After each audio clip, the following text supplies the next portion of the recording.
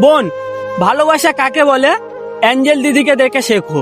এমন একটা মানুষকে ভালোবেসেছিল, এমন একটা মানুষের হাত ধরেছিল, সেই মানুষটা নাকি এক সময় দুরাত দুদিন না খেয়েছিল।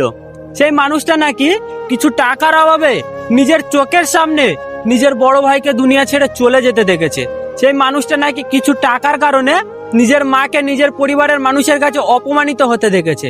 সেই মানুষটার দামি গাড়ি ছিল না, দামি বাড়ি ছিল না, দামি পোশাকও ছিল না, তবুও অ্যাঞ্জেল দিদি সেই মানুষটার হাত ছাড়িনি। কত মানুষ কত কথা বলেছে, কতজন কত হাসাহাসি করেছে, কতজন কত রহস্য করেছে। দুজনে হাজারো কষ্ট, হাজারো ব্যথা বুকে চাপা দিয়ে লড়াই করে গিয়েছে। পুরো পৃথিবীর মানুষের চোখে আঙুল দিয়ে দেখিয়ে দিয়েছে যে একটা মেয়ে যদি প্রকৃত ভালোবেসে একটা ছেলের পাশে থাকে, সেই ছেলেটাও ঘুরে দাঁড়াতে পারে, সেই ছেলেটাও জিরো থেকে হিরো হতে পারে, সেই ছেলেটাও সফল হতে পারে। বোন, তোমাদের কাছে হাত জড়ো করে অনুরোধ করছি, যদি কাউকে ভালোবাসতে না পারো, প্লিজ তাকে ভালোবাসতে যেও না। তোমরা হয়তো একটু টাইম পাস করার জন্য, একটু সময় কাটানোর জন্য একটা ছেলের সাথে মিথ্যা ভালোবাসার অভিনয় করো, তারপরে তার থেকে বেটার কাউকে পেয়ে গেলে তাকে ভুলে যাও। সেই ছেলেটাকে আর মনে পড়ে না তোমাদের।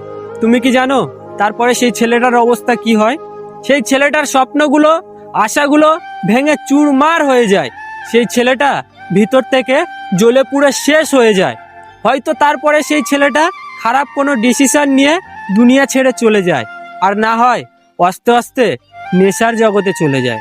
মা বাবার সেই আদরের সন্তান, পরিবারের সেই আদরের সন্তানটা তাদের কাছে সব থেকে বেশি অবহেলিতর পাত্র হয়ে যায়, তাদের কাছে সব থেকে বেশি ঘৃণার পাত্র হয়ে যায়।